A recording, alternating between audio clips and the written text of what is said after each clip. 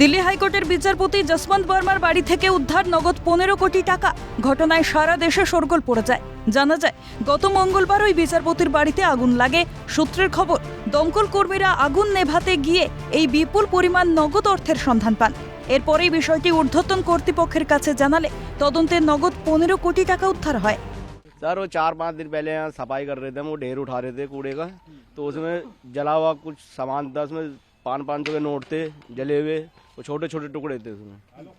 अच्छा, अभी भी आपको मिले हैं पैसे? नहीं सर, ये उसी दिन के हैं जो हमने सफाई करी थी। अच्छा, अभी हाँ, 1-2 टुकड़े मिले हैं बस। पैसे के नोट थे वो? हाँ, नोट 500 का जला हुआ नोट था, टुकड़ा था। এরপর বৃহস্পতিবার সুপ্রিম কোর্টের প্রধান বিচারপতির নির্দেশে যশবন্ত বর্মাকে দিল্লি হাইকোর্ট থেকে এলাহাবাদ হাইকোর্টে ট্রান্সফার করা হয়। এই ঘটনায় আইনজীবী মহলে শোরগোল পড়ে যায়, যার জেরে শুক্রবার ঘটনার তদন্তে 3 জন বিচারপতিকে নিয়ে কমিটি গঠন করা হয়। এই কমিটির সদস্যরা হলেন পাঞ্জাব ও হরিয়ানা হাইকোর্টের প্রধান বিচারপতি শিল নাগু, হিমাচল প্রদেশ হাইকোর্টের প্রধান বিচারপতি GF সান্ধাওয়ালিয়া এবং কর্ণাটক হাইকোর্টের প্রধান বিচারপতি অনু শিবরামন। প্রসঙ্গত, এই ঘটনা ঘটার পরে প্রথমে সুপ্রিম কোর্টের কলেজিয়াম বিচারপতি বর্মাকে বদলির সুপারিশ করলেও শুক্রবার এই ইস্যুতে সুপ্রিম কোর্টের সমস্ত বিচারপতিদের নিয়ে একটি বৈঠক অনুষ্ঠিত হয়। সেখানে সিদ্ধান্ত হয় শুধুমাত্র বদলি নয়, এই ঘটনার যথাযথ তদন্ত হওয়া প্রয়োজন। সেই সঙ্গে বিচার ব্যবস্থার প্রতি সাধারণ মানুষের আস্থা যাতে অটুট থাকে, সেই জন্য একটি উচ্চ পর্যায়ে তদন্তের নির্দেশ দেন সুপ্রিম কোর্টের বিচারপতি সঞ্জীব খান্না।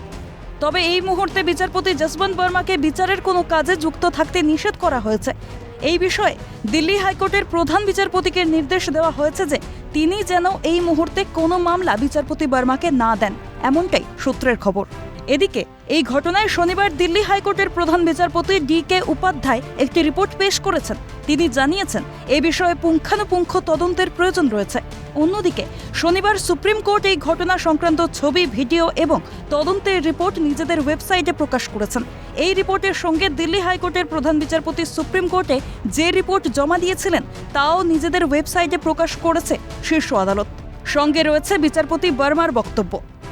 যদিও গোটা বিষয়টি অস্বীকার করেছেন বিচারপতি যশবন্ত বর্মা, তিনি সাফ জানিয়ে দিয়েছেন ওই টাকার সঙ্গে তার বা তার পরিবারের কোনো সদস্যের কোনো সম্পর্ক নেই। তার দাবি, ষড়যন্ত্র করে তাকে ফাঁসানোর চেষ্টা করা হচ্ছে। তিনি জানিয়েছেন, অগ্নিকাণ্ডের ঘটনাটি যখন ঘটে তখন তিনি ভোপালে ছিলেন। পরে মেয়ের কাছ থেকে তিনি এই ঘটনার সম্পর্কে জানতে পারেন। তিনি আরও জানান, স্টোর রুম এবং তার বসবাসের স্থান সম্পূর্ণ আলাদা, মাঝে রয়েছে দেওয়াল। Who released the report of the Chief Justice of Delhi High Court, also constituting a 3-member in-house committee. The version of Justice Verma had also been released, who has clarified that the money has been planted in the storeroom, which is being used for storing the spoiled goods near the servant quarters.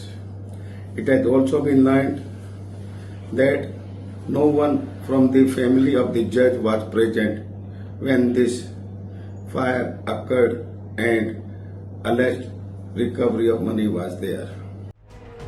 ঘটনার তদন্তে আগামী দিনে আর কি কি তথ্য উঠে আসে সেই দিকেই নজর আইনজীবী মহলের। ইন্দ্রাণী দাশগুপ্তের রিপোর্ট, ক্যালকাটা নিউজ।